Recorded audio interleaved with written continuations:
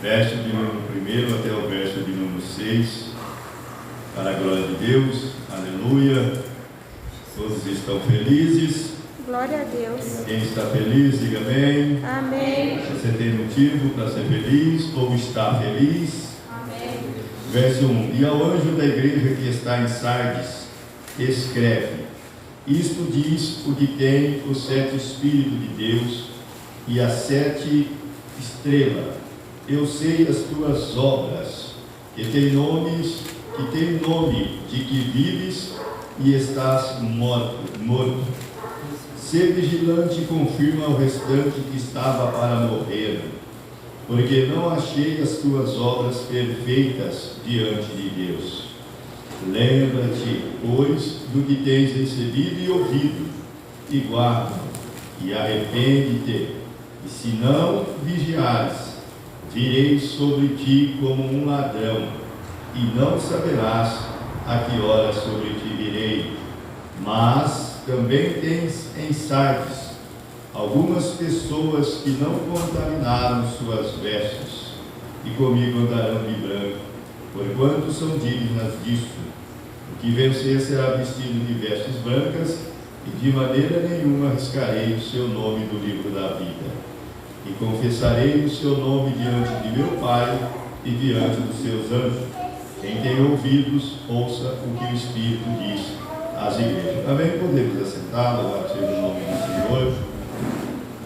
Graças ao bondoso Deus, que nos tem dado vitória, né? Aleluia. Aleluia a Deus. Glória a Deus. No sábado, lá no trabalho, da nossa consagração, na hora da adoração, o pastor Cleber teve a oportunidade de dar uma palavra, e numa das suas palavras ele estava mencionando essa igreja aí. Eu achei bastante assim, interessante, porque Sardes significa remanescente, né? Então, no sentido que dá a esta igreja, ou aqueles que estão escapando. Isso mostra muito para nós, né, no arrebatamento da igreja, né? Louvado seja o nome de Jesus. Sempre ao menos de nós escaparmos pelas nossas vidas, né? O anjo, quando desceu lá em Sodoma e Gomorra, falou para Ló, né, escapar com a sua vida, com as suas filhas, né? E observa que Jesus, ao falar com essa igreja, ele menciona uma parte da igreja dizendo que eles tinham nome do que estava vivo, mas estavam mortos. Verso número 1, né, a parte B. Eu sei as tuas obras, que tem nome de que vives e está morto. Então, olha só que interessante. E isso, trazendo para nós, irmãos, nós temos que tomarmos os nossos cuidados, né? Para que nós não venhamos incorrer nessa lista. Porque hoje nós observamos que muitos, eu sempre costumo dizer isso para os irmãos e irmãs, aonde assim eu vou, eu comentando com os irmãos, às vezes muitas pessoas, ou crentes, vamos dizer assim, que espiritualiza praticamente quase tudo, né? Tudo ele, né, espiritualiza, e você olha, aparentemente está bem, mas você vê que Jesus aqui, que conhece, né? Você observa que Jesus ele disse: eu sei as tuas obras. Jesus conhece as nossas vidas, conhece a vida. E é muito comum você ver isso nos dias a dias, né? Você vê no YouTube, na internet, você vê muito assim, desses tipos de irmãos, irmãs, né? Pastores, obreiros, né? Achando dessa forma que está vivo, espiritualizando tudo, espiritualmente parece, né, estar bem, mas Jesus, Ele conhece. E eu gosto sempre de falar para os irmãos, para a igreja, que a melhor forma de conhecer a pessoa, foi como dito aqui também, né? É pelas suas obras. Porque pelas suas obras, a Bíblia, Jesus diz que pelas suas obras nós conheceremos os seus frutos. E, irmãos, tem irmãos e irmãs por aí, né, que eu não sei o que eles pensam, que quando nós falamos determinadas coisas, ele vem dizer assim: você está julgando. Esses dias eu estava conversando com um irmão lá no Floresta, ele é de uma outra denominação, e ele citava, irmãos, que certos obreiros, pastores, após haver adulterado, passavam um tempo de disciplina e voltavam a dirigir a igreja. E eu estava dizendo a ele, falei, biblicamente essa pessoa está reprovada. Diante de Deus, ele nunca mais pode dirigir uma igreja. Ele pode ser um bom cooperador, ele pode ganhar alma, mas dirigir a igreja. E aí ele pegou e falou para mim: você está julgando.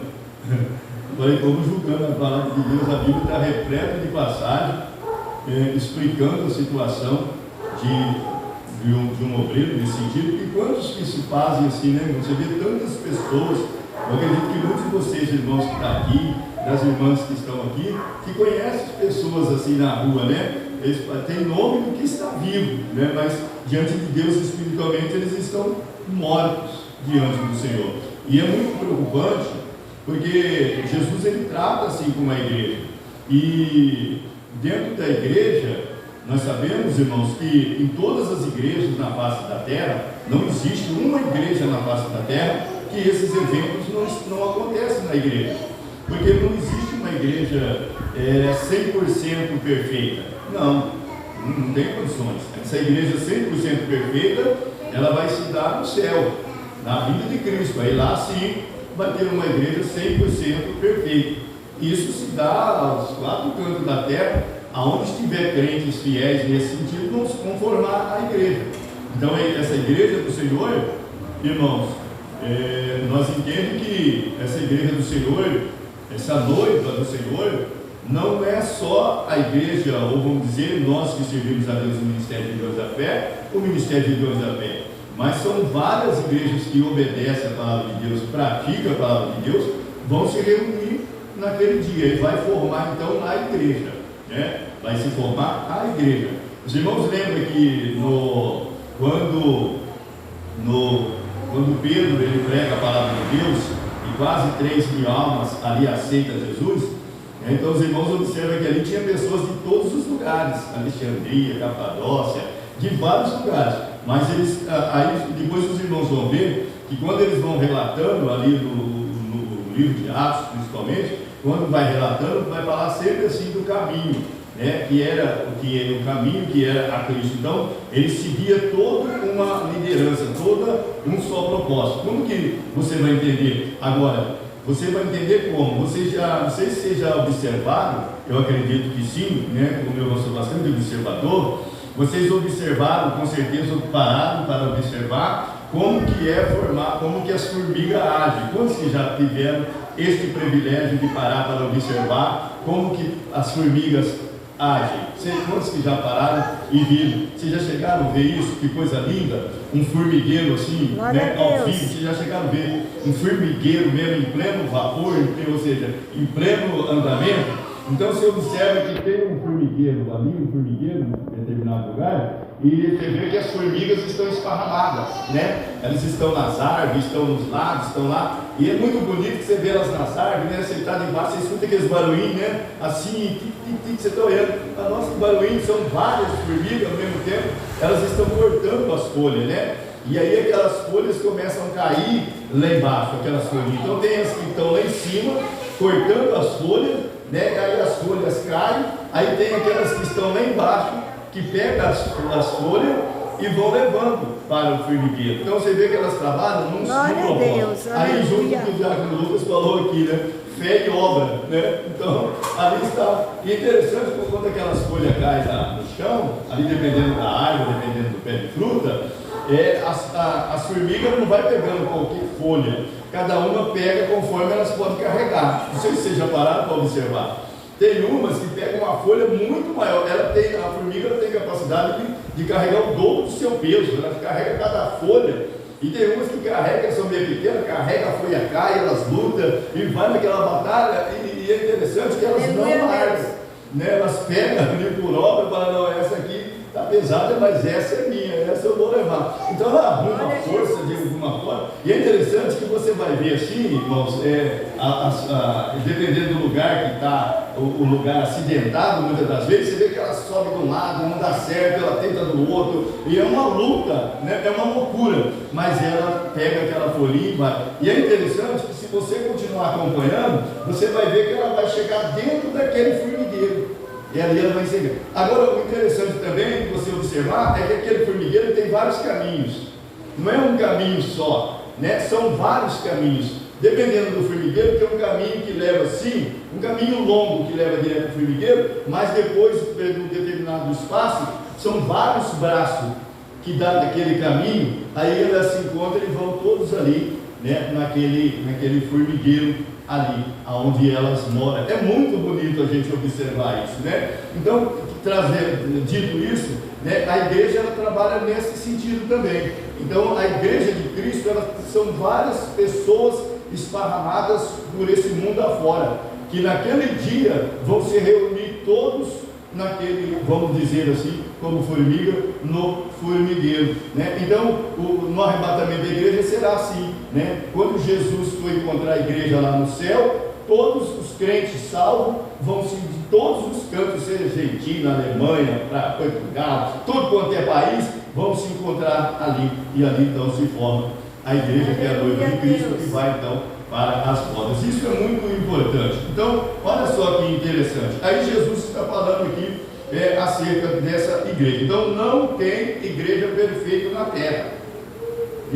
Não adianta a pessoa dizer: eu não vou na igreja porque na igreja o irmão Cicrano e o irmão Betânia. Não, todo lugar que a gente for vai ter esse problema. E o próprio Jesus disse que dentro da igreja tem o joio e tem o trigo. Então, olha só, aqui dentro dessa igreja tinha dois tipos de igreja, vamos dizer, dois tipos de crente, ou dois tipos de pessoas.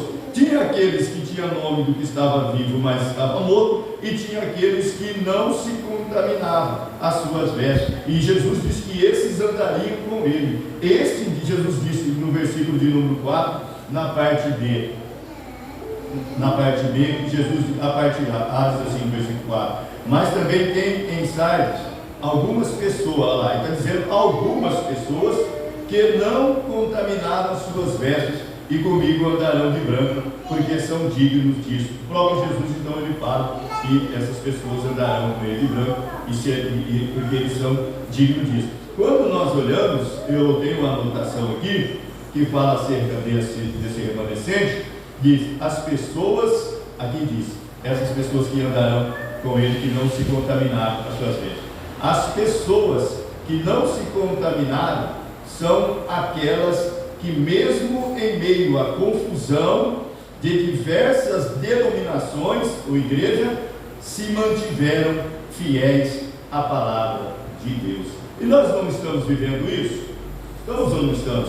Né? Então, olha só, há diversas denominações contaminadas, mas esses aqui não se contaminaram e guardaram fiel a palavra do Senhor.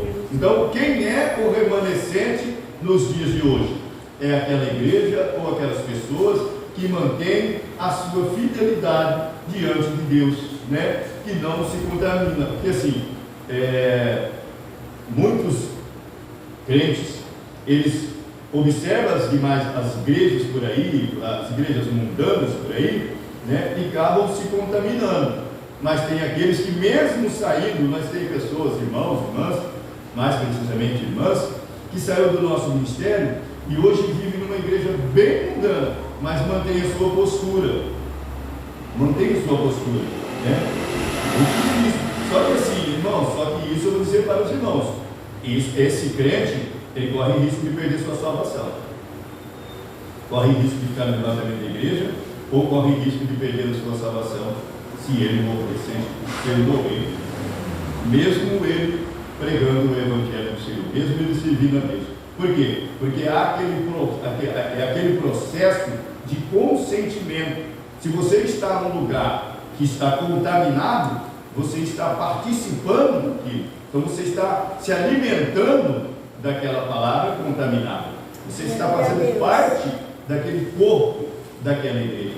Você faz parte. Você é um membro que faz parte daquela igreja. Você trabalha para aquela igreja. Automaticamente você concorda com as práticas daquela igreja. Aí a pessoa diz assim: eu estou lá, mas eu não concordo. Então alguma coisa está errada. Né? Se você está lá e não concorda, então você não pode estar lá. Né? Claro que nem tudo, mesmo na igreja doutrinada, que são dezenas que eu acredito que tem por aí, ou mesmo no nosso ministério, tem muitos crentes que não concordam. Tem aqueles que não concordam e guardam para si, fica na sua e segue, e tem aqueles que não concordam e expressam que não concordam. Né? Então, sim. Agora, o mais importante é essa pessoa que não concorda, mas ele está ouvindo a palavra da verdade. É isso que é importante. Agora, sim, uma pessoa está nessas igrejas mundanas, aí não concorda, mas está lá, piorou ainda a situação, não é verdade? Então, sim, aí segundo essa pessoa, ela falou assim para mim há algum tempo atrás, ela disse: eu estou lá, mas eu não concordo com isso, não concordo com aquilo. Eu falei: não, mas por que você está lá? Se tem igreja que você pode servir com alegria, alguma coisa está errada. Você toma ceia lá? Toma. Você dizima lá? Dizima. Você faz parte daquela igreja, você vai ser condenado com ela, você vai para arrebatamento com ela, né? Então Jesus está falando dessa igreja aqui, que tinha pessoas daquela igreja que eles não se contavam, ou seja, eles não seguiam as formas de diversas denominações que se havia naquela época, porque quando a gente entra para um estudo mais aprofundado de como era naquela época, irmãos, era muita bagunça. Você vê numa dessas igrejas aqui, essa aqui é Apocalipse, mesmo Jesus falando acerca dos nicolaítas, que a Bíblia de Jesus disse: olha, vocês aborrecem os nicolaítas, que eu também aborreço. Está logo na igreja na primeira carta da igreja, na igreja de Éfeso, né, que fala acerca dos nicolaítas, que eles aborreciam, eles não gostavam da forma, da prática que os nicolaítas eles assim utilizavam dentro da igreja, e o próprio Cristo fala acerca disso. Então, Deus daquela época já havia muitos problemas. Então você observa que eles tinham que se debater com os falsos apóstolos, né, que eram mentirosos, que viviam no meio da igreja de Éfeso. Então eles tinham problema com aqueles obreiros dentro da igreja, né? Eles sofriam muito. Aí Jesus disse: olha, vocês aborrecem a forma que os nicolaítas prosseguem, eu também aborreço. Então eu estava fazendo um estudo, na realidade há alguns anos atrás, eu até preguei no aniversário da igreja em agosto, e Deus me deu esse termo, esse livro, para poder pregar naquele trabalho. E ele falava acerca desses nicolaítas. Esses nicolaítas, segundo os estudos, fala que essa doutrina procedeu de Nicolau, que era um dos diáconos da igreja. Por ele ser um prosélito, né, ou seja, ele não era um judeu nato, então ele dentro da igreja, ele achava que não tinha nada a ver o adultério, a fornicação. Então para ele não tinha nada a ver esse problema, porque quando você vê Paulo relatando também acerca da igreja de Corinto, era uma verdadeira bagunça. Havia até filho tendo relação com madrasta, né? Ou seja, enteado tendo relação. Nossa, era terrível as práticas que se sucediam ali. Então era muito complicado, irmãos. Então Deus vamos dizer assim, Deus de sempre, se tiver problema no meio da igreja, né? Mas o mais importante, irmãos, é nós sermos tratados como Jesus tratou aqui esse remanescente. É nós sermos esse remanescente que não vamos se contaminar, porque nós estamos aqui, sim, nós estamos aqui, mas existem várias denominações aí fora. Às vezes a gente vê a denominação A, a denominação B, vê as práticas que eles estão utilizando, e muitos de nós, né, muitos dos nossos, já foram se contaminados. Aí se contaminaram lá fora, vieram para dentro, né, tentando contaminar e assim sucessivamente. Por quê? Porque viu as práticas que ia lá fora. Porque lá fora tudo é mais fácil. Eu até comentava, né, com a minha esposa acerca das pessoas que vai ser discipulado numa certa igreja. Eu falei, mas eu fico até imaginando, pensando como que deve ser o discipulado de uma igreja assim mundana, que pratica tudo que o mundo oferece. Assim, eu fico até curioso uma hora perguntar para alguma pessoa que foi discipulado por alguma igreja assim, para saber qual foi os seus ensinamentos, né? Aonde que foi fundado os seus ensinamentos, a sua preparação para descer as águas, quais foram os critérios, os requisitos que foram lhe passados, né? Ou lhe pedido, para que, porque assim, como que essa pessoa vai falar assim de renunciar ao mundo, renunciar ao pecado, sendo que essas pessoas praticam tudo esse tipo de coisa? Não tem assim algo meio... Algum de vocês aqui, acho que nenhum de vocês aqui tiveram assim, algum discipulado acerca disso, assim, do batismo, né? Ou ficou sabendo como que se dá o batismo, que são preparados para o batismo, né? Vocês já tiveram? Depois passa para nós aqui no ano que estiver dando ensino aqui, para a gente, né? Porque eu não tive esse, né?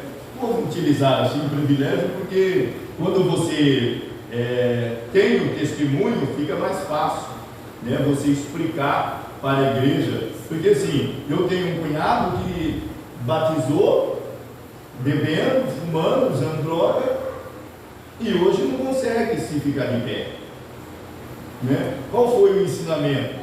O ensinamento dele foi assim: chegou lá, se você sentir essas águas, irmãos, quem que não vai no batismo não sente desejo de se batizar? Vendo aquele monte de gente de branco, vendo aquele monte de instrumento, que é o que eles mais têm, instrumento, aquele som, aqueles hinos, o som que é a coisa mais linda, que é o som. No batismo, aquele monte de crente louvando a Deus, né? Quem que não quer, quem que não sente, gente, de se batizar? Só que a questão não é por sentir, né? Aí a pessoa sente, vai, desce as águas, não teve nenhum discipulado, nenhum ensinamento, e tem aqueles que são ensinados, e mesma coisa. Uma vez, eu e minha esposa, eu fui pregar no lugar, minha esposa foi comigo, há alguns anos, e nós chegamos lá, irmãos, a igreja estava assim, a igreja grande, estava orando, tudo lá, a gente conhecia o presbítero na época, gente boa toda a vida. E aí eles louvam, gente, dá oportunidade para o grupo Cicrano, e grupo Bertano, e vai para o grupo não sei o quê, e é grupo pai, e é grupo não sei o quê, e vai, 15 para as 9. Falei, uai, será que hora que vai terminar esse culto? Pelo visto, isso vai terminar após 10 horas, né? Porque o máximo, assim, que eu acredito, a gente pensa, analisa, que um pregador, para transmitir uma mensagem, assim, entregar uma mensagem da parte de Deus para a igreja, ela tem que ter no mínimo aí de 30 a 40 minutos, né? É um tempo bom, né? 30 a 40 minutos é um tempo bom. Se tiver mais tempo, dependendo do que Deus vai tratar, melhor ainda, né? Porque é Deus que está no controle. Mais de 30 a 40 minutos é um tamanho bom. Aí o presbítero passou o microfone para mim. Eu falei para ele, que hora que termina? Era 15 para as 9. Ele falou 9 horas. Eu lembro da palavra lá, né, que faltando a profecia o povo se tornou. Falei, irmãos, eu vou dar uma salvação aqui, uma outra oportunidade, e a gente vem para pregar. 15 minutos de Lucas. Falei, não dá nem para ler o texto. Dependendo do texto, né? Como é que eu vou ler o texto? Como é que eu vou até... Falei, nossa, rapaz, eu fiquei. Aí, tinha umas jovens assim, os irmãos lá, ele pegou o microfone, o pastor da igreja, pegou o microfone, pediu para algumas jovens se colocar de pé e falou: essas são as jovens que hoje desceu as águas. Irmãos, sinceramente, não sei se a minha esposa lembra, mas se olhar para aquelas jovens, olhar para essas meninas que andam na rua aí, não tinha diferença. Não, você vê essas meninas que andam por aí na rua, a forma que elas se vestem, a forma que elas andam? daquele mesmo jeito. A única diferença é que ela estava com uma saia que dava mais ou menos com uns 4 dedos de pano. Isso é uma hipérbole, mas curtíssima. E sentado assim, porque eles têm costume de sentar assim, né? E o pastor assim, com certeza ele gosta, né? Porque sentado assim, ó. Assim, quem senta assim, né? Eu fiquei bem perto do pastor assim, né? Eu falei, meu Deus do céu, eu olhei aqui, vocês acreditam que me deu uma tristeza tão grande na minha alma, de ver aquelas pessoas que foram discípulos, e olha que os discipulados deles é longo, né? Deu uma tristeza tão grande na minha alma de ver aquilo, falar, meu Deus, essas pessoas estão não só, mas tinha outras pessoas, falei, olha a forma que eles estão, se eles estão sendo ensinados sim, né? Então, irmãos, e é o que Jesus está dizendo aqui, ó, e essas pessoas classifica-se no sentido que tem nome do que está vivo, mas está morto. Mas o nosso dever é qual? É guardar as nossas vestes, para que naquele dia nós possamos andar com Cristo e Deus, e o próprio Cristo, nos glorificar. Então os irmãos observam aqui que ele está falando que ele vai riscar o nome das pessoas do livro da vida, ó, e o que vencer será vestido de vestes brancas. E de maneira nenhuma riscarei o seu nome do livro da vida. Então, essas pessoas, né?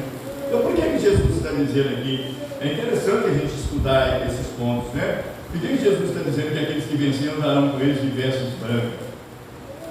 Claro, o livro branco tem seus vários significados, né? Então, vários seja o nome do Senhor. Pureza, fala-se de pureza, fala de muitas e muitas outras, santidade, e assim sucessivamente. Então, irmãos, nós temos que estar como essas pessoas aqui, ó, que independente dos ventos de doutrina por aí, nós venhamos manter a nossa fidelidade em Deus. E observe que a expressão de Jesus é que eles se mantiveram fiéis à minha palavra, a palavra que era pregada. E qual era a palavra que era pregada? Essa palavra que era pregada, ela vinha dos próprios apóstolos que instruíam os seus seguidores. Muitos, né? Depois dos apóstolos surgiu muitos seguidores. A gente mesmo, eu assisti um filme evangélico de Policarpo, também tenho a biografia dele no livro, Os Heróis da Fé, o Mártir do Coliseu, né? Ele era discípulo de João, morreu queimado, adorando a Jesus. Vocês conseguem imaginar isso? Morrendo queimado, adorando Jesus, usando o fogo deles que havia, segundo conta o escritor do livro, que o fogo não foi o suficiente para queimá-lo. Parece que deu um certo vento e o fogo não se acendeu na totalidade. E ele, louvando a Deus, tiveram que acabar de matar ele com lança, com espada, se não me falha a memória, ou a lança ou a espada. Agora vocês imaginam a fidelidade desses homens, porque eles aprenderam com os apóstolos. Então todos aqueles que foram discípulos dos apóstolos, eles mantiveram essa, né? Só que dentro da igreja daquela época foi surgindo, né? Você vê que fala dos falsos apóstolos, falsos obreiros, foi se surgindo, e alguns lá de trás, né, que achavam que não precisavam disso e aquilo, e, né, eles entravam com esses costumes. E aí Jesus vem com a sua repreensão. E para nós, o que nos cabe a mim e a você, é nós sermos esta pessoa, fazer parte da igreja, mas desse remanescente, fazer parte dessa igreja, mas ser um remanescente. Amém? Ser um remanescente. Porque todos aqui, pela fala de Jesus, eram crentes, né? E quantos tem aí fora que tem nome e que vive, mas está morto? Espiritualmente, né? Espiritualmente tem muita gente nesse sentido, dessa forma. E Jesus, ele conhece as nossas vidas, ele conhece a cada um de nós, sabe? Então, nós não devemos, irmãos, espiritualizar tudo, porque tudo, você vê que tem irmãos e irmãs, que tudo ele põe Deus no meio, tudo põe Deus, não. Fala para ele, olha, tem que chegar lá para passar uma graça lá na igreja. Não, nem então, porque eu estou no propósito de oração, né? Eu estou no monte, eu vou para a igreja, não, eu estou no propósito de ler a Bíblia, e não sei o que lá, né? Tudo. Falou de trabalho, pô, vamos lá na igreja, lutando, mas no propósito, meu Deus do céu, é forte. Nós vamos fazer o. Aí vai falar do evangelista e vai arrumar alguma outra coisa também para não ir no evangelista. Não, porque olha, eu estou no propósito em casa aqui, meu Deus do céu, minha mistério. Mas não é assim, tem muitos que estão, né, que acabam surgindo isso daí. Para quê? Para poder. Então, assim, não devemos, irmãos. Então, nós temos que tomar muito cuidado. E o que eu vejo de pessoas aí colocando Deus em tudo, para e agora? E aí, onde que fica Deus agora? Né? E Deus fica na onde agora? Não, porque Deus, porque Deus, porque Deus, porque Deus, porque Deus. E agora, irmão?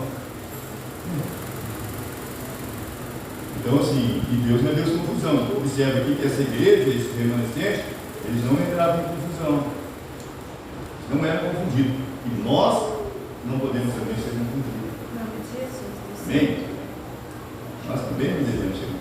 Porque às vezes esses irmãos, tudo, sapateia e tal. Só que tem nome que ele está vivo, mas aí no outro dia, na segunda, na terça, espiritualidade estranha, né? Ok? Então, uma salva de palmas para Jesus.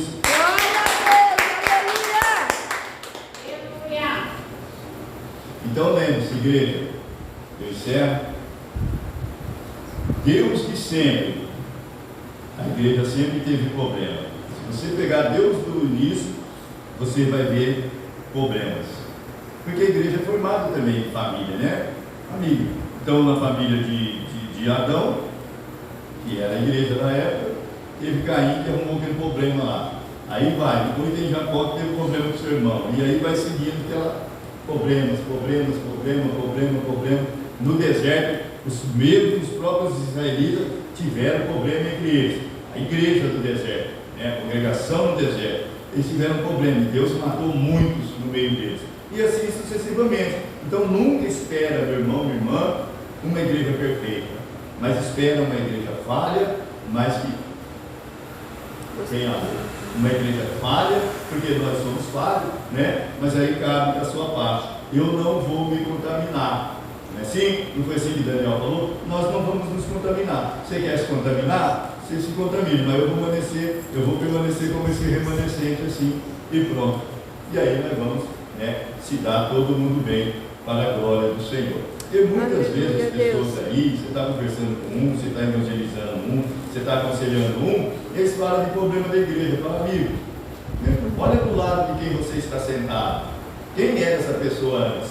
Está aqui na igreja lutando para ser salvo, não é? Quem nós éramos? Nós estamos lutando. Então, assim, é isso que é bonito da igreja. É você ver ali o Daniel sentado do lado do Isaías, perto do Jacob Lucas. Quem eram essas pessoas, esses homens lá atrás? Quem eram vocês lá atrás? Né? Então, hoje nós estamos reunidos aqui, lutando pela nossa salvação. Então, nós somos imperfeitos, mas buscamos a perfeição. É isso que é importante. E eu falei para essa pessoa, né? Então você está vendo a pessoa fazendo errado, faz o certo, mostra para aquela pessoa que o jeito de fazer certo é assim, simples, né? Simples. Ah, a pessoa lá está fazendo errado, faça o certo para aquela pessoa ver que é você que está fazendo certo. Você vê a pessoa fala assim, quando eu for para a igreja, eu quero ser crente de verdade. Eu falei, então venha para a igreja e seja crente de verdade e mostra para aqueles que não estão sendo. Simples assim. Aí a pessoa não vai. Então a pessoa na realidade não quer ser crente de verdade. Está usando o meio para poder, né, não ir para a igreja. Porque se a pessoa de fato quer fazer a diferença, o que ele vai fazer? Ele vai fazer. Ele vai mostrar para aquelas pessoas a forma de fazer certo. Né? Não é isso? Você está vendo a pessoa fazer errado? Faça o certo. Ela vai ver você passar perto dela e falar, realmente, aquela pessoa está fazendo certo. É assim, né? Vamos para o recado.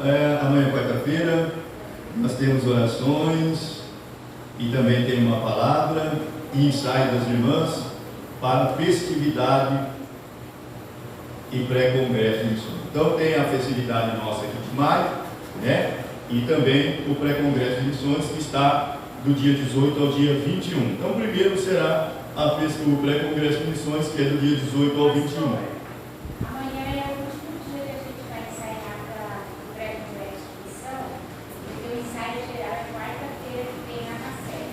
Então Então amanhã é o último dia. Amém.